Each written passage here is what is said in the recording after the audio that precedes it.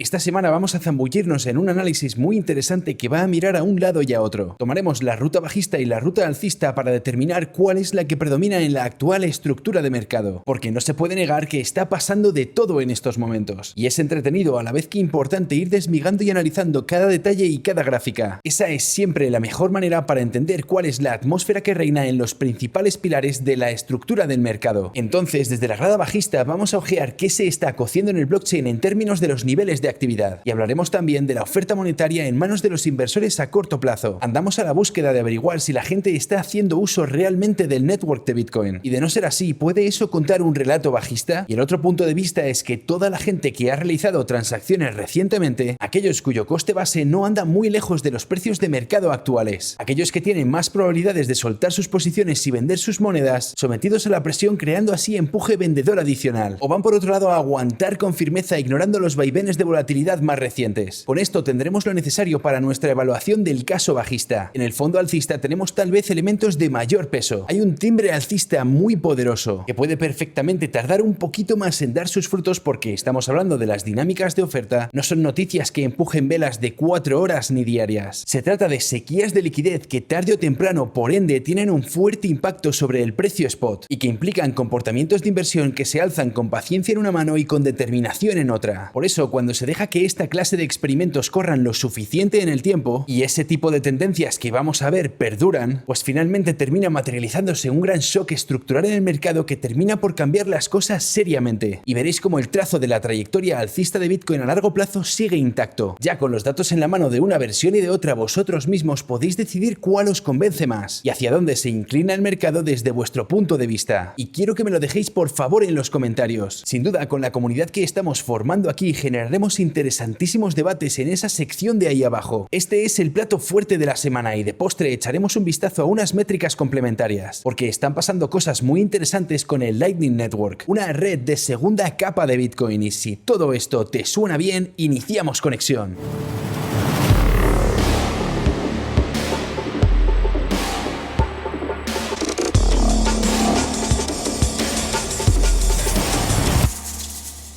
Hola a todos y bienvenidos a El Cable. Antes de empezar, tengo que decir que tenemos ya casi 4.000 suscriptores aquí en YouTube. Bienvenidos a todos los que vais llegando, pero hay muchos que no saben que hay también un breve análisis escrito todas las semanas. Es una actualización de aperitivo a lo que va a ser el vídeo de la semana. Son publicaciones en nuestro canal de difusión de Telegram. Por allí tenemos casi la mitad de suscriptores y puede que sea porque es un grupo privado. No se puede acceder sin un enlace de invitación, pero vosotros estáis todos invitados a pertenecer. Solo desplegad la descripción del vídeo y enseguida encontraréis Telegram. Esto os conducirá directamente a él. Merecen la pena las publicaciones, solo llegan una vez por semana y se tarda no más de 8 minutos en surfear las gráficas y lo que nos cuenta cada una de ellas. Y arrancamos ya con el análisis. Bitcoin llevaba ya un par de semanas rojas, cayendo en las más recientes de alrededor de los $48.000 hasta cerca de los 39.000, así que con certeza están siendo semanas volátiles. Y en el momento de esta grabación estamos orbitando de nuevo los $54.000. Lo que nos planteamos ahora es si esto nos está conduciendo a dibujar un nuevo mínimo más alto ya terminando de formarse para retomar el ascenso. ¿Qué nos pueden decir los datos fundamentales desde una perspectiva bajista? Y cómo no, a la inversa, ¿qué nos pueden decir los fundamentales sobre el supuesto alcista? Pero vamos a comenzar vistiendo el sombrero bajista. Lo primero con lo que tenemos que ponernos al día es con el número de transacciones, tanto en su métrica estándar como en la ajustada por entidades. La primera es la información cruda sin pulir, digamos que es la materia prima que extraemos directamente del propio blockchain, y la ajustada ya sí pasa por nuestros filtros y algoritmos de Glassnode, consiguiendo así separar la paja del heno. Se eliminan las transacciones internas, las que corresponden a la gestión de carteras dentro de los exchanges, el gasto propio y todo ese tipo de cosas. Es decir, que se exhibe únicamente las transacciones que se corresponden a una actividad económicamente relevante para el mercado, una información limpia de contaminación. De cualquier manera, podemos observar tendencias muy similares en ambas métricas. Además del número de transacciones, tenemos aquí el número de direcciones activas y también, como no, la cantidad de entidades activas. Con estas 4 métricas vamos a poder construir una buena representación de lo que está sucediendo en el blockchain. Todas ellas se dibujan en base a una media de 14 días para que podamos ver claramente la tendencia a gran escala. Y será así mucho más fácil identificar si estamos estableciendo tendencias bajistas, alcistas o hacia dónde apunta todo. Partiendo de esa base teórica, deberíamos ver más direcciones activas, más transacciones, más gente llegando al network. Sencillamente más interés general que atrae a nuevos participantes durante los mercados alcistas. Se ve perfectamente en la cantidad de direcciones transacciones activas y las entidades activas. Hay una crecida muy sustancial durante el mercado alcista que arrancó tras el desplome de mayo del 2020. Mirad qué fuerte tendencia se puede ver perfectamente en ambas. El número de transacciones, a pesar de ese evento de capitulación, ha ido manteniendo una base muy estable, y al añadir el filtro por entidades, de nuevo encontramos una clara tendencia alcista en este recuento de transacciones. Un dato muy curioso a resaltar es que todas estas métricas, al igual que muchas otras que hemos ido viendo a lo largo de las semanas, alcanzaron un máximo en el mes de enero o febrero. Es ahí donde encontramos el culmen o el máximo absoluto de todo el interés que estaba inundando el mercado. Desde ese punto el mercado se estancó, nos precipitamos en caída con el desplome de mayo en el que perdimos un 50% del valor del activo y llevamos ya un tiempo de un periodo con una actividad en el blockchain muy reducida. Y si regresamos por un momento a nuestras entidades, vemos que estamos en realidad registrando un número de transacciones más bajo al que nos tenía acostumbrados la fase prealcista, y la cantidad de ellas que se mantienen en activo se asienta ahora ligeramente por encima de ese valor medio prealcista, cuando oscilábamos entre 200 y 250.000 entidades activas al día, mientras que ahora estamos justo algo por encima de esas 250.000. Exactamente lo mismo encontramos también en las direcciones o carteras activas, sosteniendo valores ligeramente por encima de los niveles más comunes en la fase prealcista, y damos un rápido salto que nos va a alejar mucho en la gráfica y ayudarnos a adoptar una vista de pájaro del número de entidades activas a lo largo de la historia entera de Bitcoin. Primero me interesa llamar vuestra atención sobre la era temprana. Llamo era temprana al periodo desde su nacimiento hasta esencialmente el 2016. Fue la época de niñez de Bitcoin, donde se produce siempre el crecimiento más tímido. Mirad el aumento de la cantidad de entidades que se conectaban al network año tras año. Son personas que efectúan transacciones, que mueven y transfieren valor de un sitio a otro. Y lo cierto es que cuando entramos en la fase alcista del 2016 y el 2017, el interés entrante cobra dimensiones de macroescala. Antes de eso solo encontrábamos una tempranísima adopción por parte de los actores más pioneros del espacio. Atravesamos gracias a ellos la fase de crecimiento inicial, pero desde ese punto se puede apreciar cómo emergen principalmente dos características. Una es el canal inferior que se empieza a formar desde los comienzos del mercado alcista en 2016. Continúa con el mercado bajista del 2018, 2019 y 2020. Ahora mismo esta métrica ha regresado a ese canal inferior que perfectamente podríamos considerar bajista históricamente hablando. Es un canal inferior que conforma una especie de base, un suelo que mantiene su trayectoria ascendente en el tiempo, por lo que el grueso de usuarios aumenta de manera consistente, pero por supuesto se reduce sustancialmente durante los periodos bajistas, comparado al menos con la clase de actividad que nos dejan siempre los mercados alcistas, como por ejemplo el del 2017 con esa importante subida. Los nuevos participantes se agolpan por entrar con dinero fresco, se respira la emoción y la euforia, la prensa de todo tipo se sube al barco añadiendo más leña al fuego, y toda esta gran fiesta se puede ver perfectamente reflejada en la información que nos aporta el blockchain. Como podéis ver, aquí también la llegada masiva de gente, se multiplican los niveles de actividad y reina el entusiasmo en el mercado. Después de vivir eso le llega el turno a una notable corrección y entramos en un nuevo mercado bajista, que es cuando normalmente regresamos a ese canal inferior, que establece el fondo base, nos muestra que existe un interés residual que está siempre ahí. Aquí es donde se encuentran ubicados los inversores a largo plazo, es donde se asienta el dinero inteligente, en contraste con los nuevos especuladores que llegan a última hora. Algunos de ellos son los que precisamente abandonan el mercado primero en cuanto se gira para precipitarse en caída desde el máximo. Otros de ellos optan por quedarse, y como resultado final terminamos con esta gradual crecida de la fuerza acumuladora en este espacio. Y esto es realmente lo que debemos extraer de esta gráfica. Pero hay una segunda métrica que nos cuenta algo muy relacionado, y es el crecimiento neto de las entidades. A simple vista uno puede darse cuenta de lo similar que es esta tendencia en el histórico de Bitcoin. Pero ¿en qué se diferencian? La métrica anterior era la cantidad de entidades activas por día, es decir, cuánta gente está realmente transfiriendo valor en un día en particular. Pero lo que tenemos delante ahora es el ratio de crecimiento de esas entidades. Hay veces que una entidad vende todas sus monedas abandonando así el sistema, y a su vez cuando unos se van, otros llegan. Así que estamos estableciendo la diferencia entre la cantidad de entidades que se crean a diario en el blockchain y todas aquellas que toman la ruta de salida vaciando sus arcas por completo. Así que en valores netos debemos saber si hay más gente llegando que yéndose o al contrario. Durante sus primeros años, el 2011, 2012, 2013, había muy poco crecimiento, unas 300 o 400 nuevas entidades al día. Y cuando nos adentramos en el mercado bajista del 2014, establecemos una segunda base más o menos estable, pero 10 veces mayor, en torno a las 3.000 y 4.000 nuevas entidades creadas al día. Es decir, que esencialmente se forma un segundo frente de acumuladores. Más tarde vemos cómo explota el mercado alcista y de nuevo con él explota también el crecimiento de nuevas entidades, para luego colapsar otra vez, pero no hasta alcanzar el suelo previo. El mercado bajista del 2018, 2019 2019 y 2020 nos ha dejado un suelo mucho más alto, algo entre las 7.000 y las 10.000 entidades diarias, y ahí es exactamente donde encontramos nuestra siguiente base de acumuladores. Más recientemente, el mercado alcista de este 2021 ha vuelto por supuesto a traer más participantes y caras nuevas al mercado, y fijaos ahora cómo estamos realmente estableciendo un nuevo suelo base, o por lo menos sus primeros despuntes. Esa región donde nos encontramos comprende entre las 12 y las 13.000 entidades, de modo que sabemos con toda seguridad que con cada nuevo ciclo de mercado vamos añadiendo nuevas entidades al network y a este espacio, y por eso vemos cómo el ratio de crecimiento no deja de expandirse. Pero lo realmente importante es tener presente que esto está ocurriendo al mismo tiempo que la oferta disminuye a lo largo del tiempo en términos del ratio de minado, decayendo drásticamente con cada nuevo halving. Así que tenemos cada vez más y más gente entrando a pelotón con cada nuevo ciclo de mercado y además quedándose en el network a pesar de los desplomes del precio, y a la par la emisión de nueva oferta se reduce a la mitad en cada uno de estos ciclos. Como podéis ver, es una dinámica interesantísima y sinceramente una característica muy única de Bitcoin como activo. En resumen, hemos visto la explosión de participantes e interés durante la carrera alcista, cómo los ánimos se han enfriado desde mayo en particular, pero en general ya desde enero y febrero, y en la actualidad nos encontramos en esos niveles que se asientan ligeramente por encima del entorno prealcista. Y para trasladar toda esta información a un plano comprensible, las subidas que imprimen estas métricas en los ciclos alcistas corresponden a la llegada de los que llamamos turistas, o nuevos pequeños inversores y especuladores. Son gente que solo están con nosotros por el mercado alcista y luego pierden todo interés, y son solo ellos los que ya han abandonado el recinto. Esto es lo que confirma la información del blockchain con todas estas métricas. Y en este caso, la gente que causa el repunte de estas nuevas tendencias alcistas son los que dicen: no, yo sí estoy dispuesto a quedarme lo que haga falta. Y en muchas instancias esta es la definición de lo que ocurre en un mercado bajista, cuando los especuladores esporádicos se marchan y se termina por extinguir el interés generalizado, y ya solo quedamos los inversores a largo plazo, los compradores del último soporte. Ahora se nos empieza a ver de nuevo asomar la cabeza tras el gran desplome, diciendo: seguimos aquí, llueva, haga sol o granice, y que además somos un número mayor porque asentamos una base más alta cada vez, lo dicen las métricas, aunque lógicamente en niveles más rebajados que durante la carrera alcista, cuando sí contábamos no solo con más actividad propia, sino también con la presencia de todos los visitantes espontáneos. Todas estas dinámicas pintan un escenario bajista, ya que apuntan a esa salida minorista típica de los mercados bajistas, y solo queda ya el frente de grandes acumuladores e inversores a largo plazo. Y la pregunta es ahora cómo es de factible que sean ellos capaces de defender los precios. Es decir, ¿pueden ellos poner la suficiente fuerza de compra y establecer una línea de defensa sólida que soporte al mercado y sea capaz de eventualmente empujarnos al alza? Bueno, pues un factor clave para poder responder esto es entender que hay dos lados de la misma ecuación. En uno tenemos a los llamados inversores a corto plazo, y se les denomina así porque tienen en su posesión monedas más jóvenes de 5 meses. El principal motivo por el que ellos son un grupo importante a tener en cuenta es porque albergan monedas que hasta hace nada circulaban libremente, y al haberse hecho con ellas hace tan poco tiempo, psicológicamente asignan un coste base de adquisición en el momento en el que las compraron, y tienen muchas más probabilidades de actuar de forma reactiva. Imaginemos que compraron y que el precio se empieza a alejar mucho de su precio de entrada. Tanto si es al alza como a la baja van a sentir indudablemente un sentimiento inmediato de querer recoger sus ganancias o bloquear la pérdida porque piensen que caerá mucho más. Y cuanto más tiempo una moneda pasa inmóvil, más probabilidades tiene de permanecer en ese letargo. Y es ahí cuando se da la transición a la inversión a largo plazo. De modo que vamos a responderlo adoptando dos posturas que nos van a permitir verlo desde dos ángulos diferentes. El primero es: ¿están los inversores a corto plazo atravesando momentos de estrés? Es decir, ¿tienen más papeletas para realmente vender sus monedas? Y para saberlo nos es muy útil conocer el porcentaje de oferta que tiene ganancias en la cartera y el porcentaje de entidades que tienen ganancias, no realizadas por supuesto. En análisis anteriores observábamos cómo el precio se disparaba desde la última zona de corrección. Sabemos que fue un periodo de acumulación a gran escala que tuvo lugar entre los 29.000 y los 42.000 dólares en los máximos del rango. El grado de acumulación ha sido muy significativo en toda esa zona, y lo cierto es que es muy difícil saber qué clase de acumulación se está llevando a cabo hasta que el precio no sale de esa zona, y es porque cuando el precio huye de ese rango podemos empezar a ver la cantidad de oferta que de repente está dando beneficios, y con la reciente crecida hemos sabido que casi un 20% de la oferta, un 19,8 para ser exactos, llegó a mostrar ganancias no realizadas cuando alcanzamos los 52.000 dólares, y esto nos está demostrando el volumen monetario que fue recomprado a lo largo de todo ese periodo de tiempo, pero solo podemos saberlo cuando el precio se escapa del rango. Lo que hemos visto desde entonces, cuando nos fijamos en base al porcentaje de entidades que tienen ganancias, es que el 16,8% de las entidades veían números verdes en sus carteras. Esto incluye tanto a los acumuladores de la corrección, acumuladores de la reciente carrera y también acumuladores dólares que compraron en precios similares en torno al mes de enero y febrero, y todos ellos forman el 16,8% de las entidades que están de vuelta en positivo. Sin embargo, con el desplome del último par de semanas, casi un 10% o un 9,8% de ellas se han vuelto a encontrar en pérdidas. Y claro que con el repunte de los precios de esta semana a 50.000, la mayoría vuelve a su estado positivo, pero es importante conocer las oscilaciones entre los mínimos y los máximos locales para saber quién es el motor y fuerza que hay detrás de los movimientos, qué parte de la oferta y los inversores activos son los responsables de empujar el precio a un lado y a otro, para saber si son picos de volatilidad regulares o si hay implicaciones a más largo plazo. Entonces, si pensáis en ello, primero un 16,8% de crecimiento seguido de un 9% de retroceso nos indica que en torno a un 50 o 60% de las entidades que operan en los rangos actuales son en realidad inversores a corto plazo, gente mucho más dada a reaccionar a bruscos movimientos del precio, y con un 58% de ellos en pérdidas en un precio de 40 a 42.000 dólares, psicológicamente han visto sus carteras retomar la rentabilidad brevemente para muy poco después encontrarse de nuevo en números rojos, y esto potencialmente crea un cierto nivel de estrés en la atmósfera del mercado. Es algo que puede perfectamente invitar a buena parte de esos inversores a corto plazo a vender. También podemos saltar a ver el ratio entre el valor de mercado y el valor realizado de los inversores a corto plazo. Básicamente es una herramienta que compara el precio spot versus el precio realizado, que es el coste base de los inversores que se ve reflejado en el blockchain, y evalúa a qué precio movieron por última vez sus monedas. Y hay que pensar en ese último movimiento como su coste base. Cuando el ratio toca un valor de 1, esta línea punteada de aquí, lo que indica sencillamente es que el precio se asienta en ese momento exactamente en su precio de coste. Algo interesante a resaltar es que en mercados alcistas, cojamos como ejemplo el del año 2016, el ratio constantemente retrocede hasta retestear un valor de 1 antes de rebotar de nuevo al alza. Es decir, el mercado continuamente encuentra valor en torno al coste base de los inversores a corto plazo. En ese momento se recompra la caída para luego retomar la trayectoria ascendente. Con ese siguiente impulso la gente vuelve a vender. Corregimos una vez más hasta ese coste base donde la gente recompra nuevamente, y el ciclo se repite una y otra vez hasta la traca final que imprime nuestro máximo de ciclo. Lo que sigue es totalmente lo opuesto cuando entramos en un mercado bajista. El precio cae desorbitadamente y la gente está encantada de poder vender al primer retroceso a la línea de 1, ya que en ese punto son capaces de recuperar su dinero, lo que se traduce en la llegada de mucha presión de venta sobre nuestras cabezas. Y es esto precisamente lo que crea la dinámica más relevante de un mercado bajista, que cuando el precio alcanza de nuevo el coste base o el precio de entrada de los inversores a corto plazo, ellos venden inmediatamente felices de poder recuperar la inversión. Y la repetición de este comportamiento es lo que da lugar a este extenso periodo de tiempo en el que nos mantenemos por debajo de un valor de 1, indicando que los inversores a corto plazo están en posesión de monedas que compraron más alto, por consiguiente mostrando pérdidas. El tramo del 2019 y 2020 fue un periodo de mucha volatilidad en este sentido, con muchas oscilaciones arriba y abajo de este nivel. En 2021 ya es cuando vimos este mercado alcista, y de hecho podemos ver que arrancó violentamente tras el retesteo del ratio, arrastrándonos el mercado alcista hasta el máximo. Mayo fue un periodo en el que llegamos a caer muy por debajo, aguantando curiosamente en el mismo nivel de soporte que encontramos en los mercados bajistas. La reciente carrera alcista de los últimos meses nos ha devuelto al coste base, y es ahí donde estamos ahora oscilando, tratando de esclarecer si lo vamos a utilizar de soporte para nuevas subidas en el valor del activo o si tan solo es un retesteo bajista que nos sumerja en un periodo bajista más prolongado. Esta es la gran cuestión del momento. ¿Estos inversores a corto plazo van a comportarse como si estuviésemos en pleno mercado bajista, aprovechando para vender y soltando sus posiciones a coste base y generar así potencialmente los siguientes desplomes? ¿O si vamos por el contrario a presenciar un comportamiento de mercado alcista en el que este sea simplemente un retesteo del ratio, en el que la gente aprovecha para hacerse con el mejor precio a futuro y de ahí la posterior recuperación? Es una de las dinámicas más interesantes en estos momentos, y por eso necesitamos ahora darle la vuelta a la tortilla y hacernos la siguiente pregunta: ¿qué es lo que están haciendo los inversores a largo plazo? Por lo que hemos discutido hasta ahora, todos esos inversores a corto plazo son los que aportan el peligro de que se produzcan ventas masivas, lo que por otro lado no quiere decir que los inversores a largo plazo no vayan a llegar y vender también. Ese riesgo por supuesto está siempre sobre la mesa, y por eso vamos a continuación a evaluar qué probabilidad hay de que eso ocurra, y si está habiendo más nuevos inversores que compren con miras a largo plazo. En otras palabras, qué cantidad de los inversores que de momento denominamos a corto plazo tienen más probabilidades de atravesar el umbral y pasar al lado de los inversores a largo plazo. Y nos vamos a apoyar en un set de transición, porque sabemos que los inversores a corto plazo por definición pueden querer vender, pero tienen más o menos probabilidades de hacerlo. Y esto es lo que vamos a esclarecer en esta parte del análisis. Tenemos en pantalla una serie de métricas. Arriba está la cantidad de edad monetaria destruida en los últimos 90 90 días. Una métrica que cada día que pasa contabiliza un día de edad monetaria o unidad diaria por cada moneda del sistema. Así que la oferta monetaria entera puede acumular un día monetario por día. ¿Qué ocurre? Que algunas de esas monedas se van a gastar. Algunas de ellas van a tener 3 años de edad, otras tan solo 24 horas. Esto va a ser un día destruido para la moneda de 24 horas o un valor de 3 años en el primer caso. Entonces lo que tenemos aquí es una gráfica que muestra lo que en los últimos 90 días o los últimos 3 meses, tened en cuenta que los últimos 3 meses engloban enteramente este patrón de corrección y cuántos días se destruyen en cada momento dentro de ese periodo de tiempo. En las carreras alcistas solemos tener importantes crecidas de esta métrica y esto se debe a que monedas antiguas regresan a la vida, ya que los inversores del dinero inteligente que compraron durante el mercado bajista esencialmente están naturalmente vendiendo ante la fortaleza del mercado y de ahí que haya muchas más monedas antiguas siendo gastadas, lo que en última instancia forma el máximo del ciclo. Las tendencias bajistas que vemos en esta métrica relatan todo lo contrario. Cada vez menos y menos días monetarios se destruyen a lo largo del tiempo, demostrando que los inversores prefieren ampliamente aguantar sus posiciones y acumular a largo plazo. Y la gráfica representa esa reducción en la destrucción de días. Y la situación actual no es otra. Ahora mismo estamos viendo un clarísimo comportamiento acumulativo muy lejos de un comportamiento de distribución por parte de los inversores más veteranos. Así que aquí tenéis la primera señal de que los inversores a largo plazo y acumuladores mantienen un importante nivel de confianza y convicción. Pasamos ahora a nuestra segunda métrica, las ganancias y pérdidas de inversores a corto y largo plazo. En el eje de las IES a la izquierda podéis ver cómo vamos de 0 hasta el 100% de la oferta total. En azul se encuentran representados los inversores a largo plazo, en oscuro los que disfrutan de ganancias en sus balances y en claro los que acumulan pérdidas no realizadas, y en rojo el grupo opuesto, con el rojo oscuro mostrando los inversores a corto plazo que tienen ganancias y en rojo claro aquellos inversores a corto plazo con pérdidas. Quizás lo más interesante de todo es que actualmente nos situamos en un nivel en que los inversores a largo plazo representan la mayor proporción de toda la historia de Bitcoin en cuanto a porcentaje de la oferta monetaria se refiere, suponiendo nada menos que algo por encima del 80% de la oferta en circulación, mientras que los inversores a corto plazo tan solo representan ya el 20%. Estas son en realidad cifras máximas históricas y mínimas históricas respectivamente, así que en otras palabras los inversores a largo plazo actualmente tienen más oferta de la que han tenido nunca, y por su parte los inversores a corto plazo tienen la menor cantidad de monedas que han tenido nunca. Y de nuevo, alcanzar estos niveles generalmente coincide con mercados bajistas, no durante las fases iniciales como podría ser nuestro caso hoy en día, porque aparecen siempre después de grandes periodos de acumulación, y es eso justo lo que marca el final de un mercado bajista, ya que nos vamos acercando cada vez más y más a ese estrangulamiento de la oferta que termina por desequilibrar la oferta y la demanda hasta tal punto que despegamos en un nuevo ciclo alcista. De modo que sí, encontramos ciertas características de mercados bajistas, aunque al mismo tiempo tenemos indicaciones de que muy posiblemente no estemos inmersos dentro de una situación tan terrible como parece. Y por supuesto que estas dinámicas de oferta tienen un impacto a medio y largo plazo en el precio, y que tienen que pasar unas semanas hasta que notemos los efectos. Pero de lo que no cabe duda es que esa gran acumulación se ha puesto en marcha, y se puede apreciar tanto en la disminución de la métrica de los días monetarios destruidos, como en los máximos históricos de la oferta en manos de inversores a largo plazo. Y como siempre, vamos a buscar varias confirmaciones en otras métricas. En este caso vamos a repasar la oferta líquida y la oferta altamente líquida. Muy por encima tenéis que saber que las monedas altamente líquidas son esencialmente las que se encuentran en los exchanges, con la solvencia que supone poder venderlas con un simple clic, y sencillamente no se pueden clasificar como ninguna inversión a largo plazo por la facilidad que tienen de cambiar de manos. Ahora, cuando una moneda se extrae de la oferta de un exchange, no sabemos si volverá inmediatamente. La gran mayoría de esas transacciones diarias son monedas de cortísima vida, pero sí sabemos que cuanto más tiempo pasa en letargo esa moneda dentro de la cartera de un inversor, más probabilidades tiene de volverse ilíquida. Y de esas monedas altamente líquidas que se pueden vender con el clic de un botón, pasamos a las líquidas, que están en un territorio entre medias, en un proceso de transición entre las altamente líquidas y las ilíquidas. Las ilíquidas son las que llevan ya un tiempo apartadas del sistema, básicamente en la cartera de un inversor durante mucho tiempo, por lo que ya es mucho más improbable que se gaste. Esta dinámica la vemos en las tres métricas. También es algo que en un momento observaremos en los balances de los exchanges. Mirad cómo la oferta altamente líquida ha estado inmersa en una fuerte tendencia bajista desde marzo del 2020, mes en el que se imprimió el máximo de esta oferta altamente líquida. Luego, en mayo de este año hemos visto un repunte coincidente con aquel gran número de ingresos a los exchanges, pero muy pronto después los grandes acumuladores retomaron las compras y la adquisición de nuevas monedas, y desde entonces se han estado retirando grandes cantidades de los exchanges. De ahí que veamos cómo la oferta altamente líquida se reduce, alcanzando de hecho ahora mismo mínimos multianuales. La oferta líquida deja ver una tendencia muy similar, aunque estuvo prácticamente lateralizando hasta que por fin arrancó seriamente la carrera alcista del 2020 2021, porque fue ahí cuando empezó el retiro más significativo de los exchanges, llevando todas esas monedas al estado de transición en la categoría líquida. El reciente desplome de mayo trajo unos ingresos masivos a los exchanges, y de nuevo un comportamiento muy similar. La mayoría de esas monedas ya han sido reacumuladas y continúa formándose esta enorme tendencia bajista, así que desde una macro perspectiva la oferta líquida en circulación lleva mucho tiempo formando una gran tendencia bajista desde el año 2016. En resumen, en esta oferta líquida y altamente líquida encontramos tendencias aún intactas, indicando que cada vez más monedas son succionadas de los exchanges a las carteras privadas de los inversores. Y es ahí donde empieza su transición a las denominadas ilíquidas. Y de hecho se puede apreciar este notable incremento a lo largo del tiempo. Y aquí tenéis el nuevo máximo histórico que aún se está desarrollando. En mayo, mientras las monedas se devolvían a los exchanges para ser gastadas inmediatamente, se produce esta reducción de la oferta ilíquida, o lo que es lo mismo, un aumento de la oferta líquida. Pero es una cantidad que ya se ha reacumulado y estamos de vuelta en esa misma tendencia alcista. De modo que sí, las dinámicas de oferta son fuertes y constructivas, pero hay que tener en mente que este justo es un tipo de dinámica que puede llevar un tiempo materializar sus resultados. Para ponerle la guinda al pastel, vamos a confirmar todo esto con la posición neta de los exchanges. Salta a la vista el enorme volumen de monedas que se ha estado retirando de los exchanges, particularmente en el último par de semanas. Los retiros en masa comenzaron una vez terminada la corrección. Inmediatamente después del inicio de la nueva carrera alcista de agosto, el mercado empezó a sentir mucha más confianza en que mantendríamos una trayectoria ascendente de ahí en adelante. De ahí que hayamos regresado a un régimen de retiros. Y esto dista mucho de lo ocurrido en marzo del 2020, porque ese fue el punto de inflexión. Antes de marzo del 2020 predominaban los ingresos. Veíamos un constante flujo de monedas que llegaba a los exchanges mucho mayor en volumen a lo que se pudiese estar ingresando. Recordad que estas son las posiciones netas, es decir, se suman los ingresos y se restan los retiros, por lo que tenemos un resultado final en cuanto al cambio en las arcas de los exchanges. Pero desde marzo del año pasado han predominado de manera abrumadora los retiros de los exchanges, con la excepción por supuesto de mayo y la posterior consolidación en que sí llegaron bastantes monedas, que realmente solo supuso un cambio de manos entre los pacientes y los impacientes, o entre el dinero inteligente y los turistas de la industria. Pero en términos generales, la mayoría de monedas del último año y medio han escapado ampliamente de los exchanges y se refugian ahora en las carteras de sus dueños e inversores, lo que una vez más dibuja un panorama de gran convicción y nos transmite la confianza que demuestran los inversores a largo plazo a la hora de permanecer firmes y aguantar sus posiciones, y que realmente son de esa clase de inversores que ha llegado para quedarse. Por último, quiero que le demos un giro al análisis porque están pasando cosas muy interesantes en el network de Bitcoin y merece la pena que hablemos de ellas. Hoy es el turno del Lightning Network, un sistema de segunda capa de Bitcoin, una red entre pares que encuentra carteras con fondos suficientes para hacer una transacción de un lugar a otro y que actúan como nodos de transmisión. Teóricamente es información que no se imprime en la cadena de bloques, por lo que las comisiones son ínfimas y la transferencia casi instantánea, y tiene una importante ventaja al no depender del blockchain, y es que se pueden enviar fondos inferiores a la unidad mínima de medida, una 100 millonésima parte de Bitcoin o un Satoshi, lo que vendrá muy bien si Bitcoin llega a valer los precios que estiman los muchos modelos económicos basados en su flujo y fondos. Esta semana y la anterior han sido muy emocionantes para el Lightning. Twitter acaba de implementarlo en su estructura de pago y estamos viendo la potente inercia que está provocando la adopción de El Salvador a nivel nacional, lo que de verdad es un extraordinario evento histórico y de tremenda relevancia. Cada vez más y más gente se sube al barco. Bueno, aquí tenéis para empezar la capacidad del Lightning Network en número de monedas, ahora alcanzando las 2.904 monedas. Y hay que decir que casi todas las métricas del Lightning están ahora en nuevos máximos históricos, lo que pone en evidencia el explosivo crecimiento del network. Así que la capacidad continúa aumentando. El 23% de la oferta que está llegando a este network y quedando almacenada en la capacidad de sus canales lo ha hecho solo en el mes de septiembre. Es decir, que el desarrollo está teniendo lugar muy recientemente. El número de canales del network se sitúa ahora en los 73.000 canales, lo que supone una sustancial subida. Veréis como todos los patrones que vamos a ver llegados a este punto se han tornado parabólicos. El tamaño medio de cada canal también está creciendo, es decir, la cantidad media de monedas dentro de cada canal. Mirad cómo durante el 2020 y la fase inicial del 2021 el network se apretaba el cinturón con lo que tenía, oscilando tan solo entre los 2,5 y los 3 millones de satoshis, y ahora ya nos movemos en cifras de más de 4 millones. El crecimiento del tamaño medio de los canales del network se alinea muy bien en términos de aceleración con las anteriores métricas, y es prueba de que el desarrollo está adquiriendo una base de confianza que aumenta a la vez que se van sumando nuevos usuarios a la red, familiarizándose poco a poco con ella, y cuanto más se desenvuelven al usar estas herramientas, están cada vez más dispuestas a depositar más fondos sobre la mesa, con lo que la demanda de estos canales mayores aumenta también, y es un sistema que empieza a cobrar vida propia. Finalmente, el número de nodos diarios ya anda por los 15.000, con lo que más crecimiento en ese sentido, y similarmente la mediana del tamaño de los canales, es decir, el típico tamaño que adquiere un canal a lo largo del tiempo. Y ya veis que también ha subido mucho, estando ya por el 1.000.000 de satoshis, un valor típico que es bastante estándar y donde encontramos a la mayoría. Suelen además fluctuar entre valores enteros, 500 satoshis, 600 satoshis, 1.000.000 de satoshis, mientras que la media que veíamos antes fluctúa mucho más. Todo esto es muy interesante, a mí me va a encantar seguirle la pista a ver cómo crece el Lightning Network en las semanas y meses venideros. Bueno, aquí concluye el análisis de esta semana que acaba de cerrar. Como habéis visto en las dinámicas de oferta, hay una lucha a campo abierto que se está librando silenciosamente en los entresijos del blockchain. La batuta más volátil y decisiva a corto plazo la tienen los inversores a corto plazo, que pueden entrar en pánico asumiendo la reciente crecida como una carrera de incredulidad, y que sean muchos de ellos los que quieran vender a coste base antes de que sea demasiado tarde. Esto es lo que más puede empujar el precio en estos momentos. Y del otro lado, el control de la situación a más largo plazo está, como siempre, en manos de los inversores a largo plazo, los pacientes que siguen firmes en sus puestos sin desplazar ni gastar sus monedas, y que además acaparan una gran cantidad de monedas como no lo habían hecho nunca antes. La gran acumulación de los últimos meses puede empezar a tener sus efectos sobre la oferta monetaria, arrastrándonos a una sequía que obligue que el precio de Bitcoin tenga que subir en los próximos meses y de cara a final de año. Seguiremos pendientes y atentos a cada paso. Espero que esta información esté añadiendo valor a vuestra caja de herramientas a la hora de tomar las mejores decisiones de inversión posibles. Queda a vuestra disposición la sección de comentarios para que os animéis a abrir el debate y continuar compartiendo nuestras impresiones de la situación actual, que es sin duda lo que más nos puede enriquecer. Gracias por estar una semana más en el cable, que se dé bien esta que comienza, nos vemos pronto y hasta entonces, fin de la conexión.